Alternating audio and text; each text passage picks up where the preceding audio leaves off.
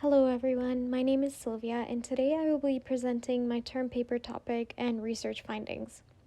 The neighborhood I have chosen to explore for this research paper is the St. John's Ward neighborhood.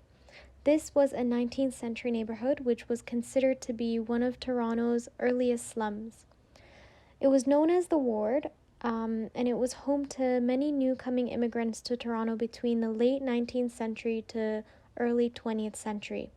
I chose this specific neighborhood even though it has been demolished for decades because I want to explore the 19th century urban slums and their effect on the life experiences of the residents. I want to explore this topic by preparing a case study which focuses on the history of St. John's Ward and the living conditions of its residents at the time. I will also conduct research on the neighborhood's general population to learn about the different ethnic groups that were present at the time and the average household income of the residents. Throughout my research, I will focus on how the demolition and the displacement process affected the residents of the neighborhood negatively. The St. John's neighborhood was almost completely demolished by mid-20th century and was replaced by commercial and government-issued buildings. Actually, a large part of that area is now a well-known landmark in Toronto, which is visited by many people all year round and is known as the Nathan Phillips Square and Toronto City Hall area. This essentially raises questions about the residents of the ward and their experiences during displacement.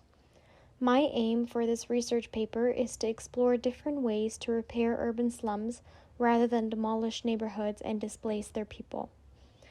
I chose this topic because when neighborhoods are demolished, the communities that existed there are affected as well.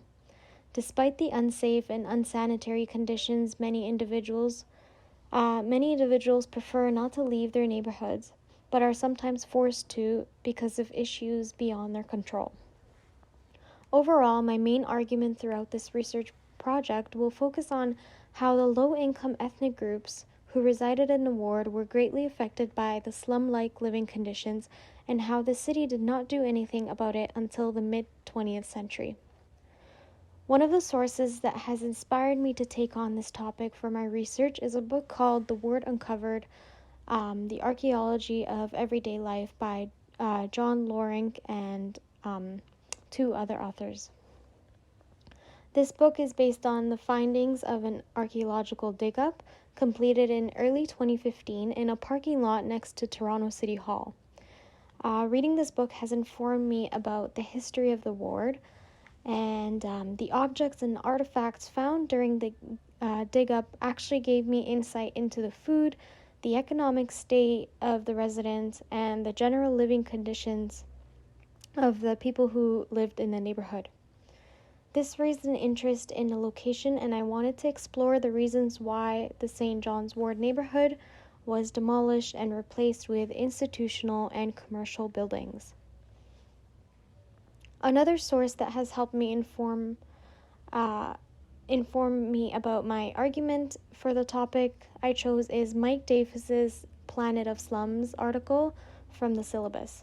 This article, which discusses world urbanization and how rapidly urban populations are rising, whereas the population in rural areas is decreasing.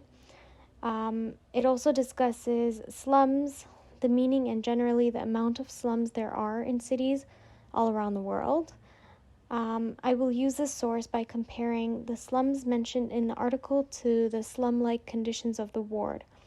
I will compare the living conditions and discuss the fact that a slum can have a different meaning depending on where it is located geographically. For example, St. John's Ward may have been considered a slum in Toronto, but not considered to be one in another city or another country such as Mumbai, India, because their existing slums have far worse living conditions and their health and safety standards may not be the same as the ones in Canada.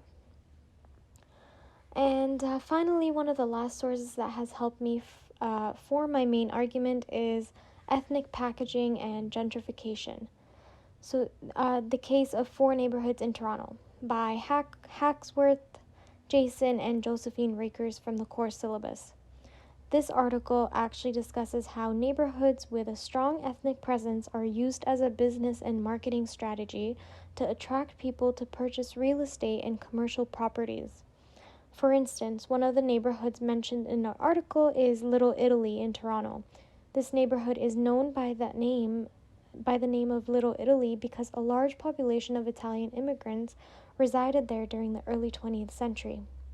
Even though this dynamic has changed now and Italians are not the majority of residents living in that neighborhood, the name has not changed because the streetscaping and the commercial properties in that area are all Italian.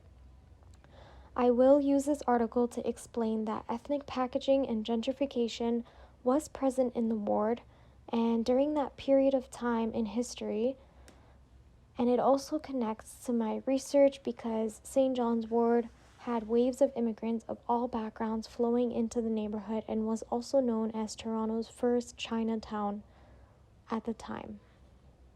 And that is it for my presentation. Thank you so much for listening. Have a great day.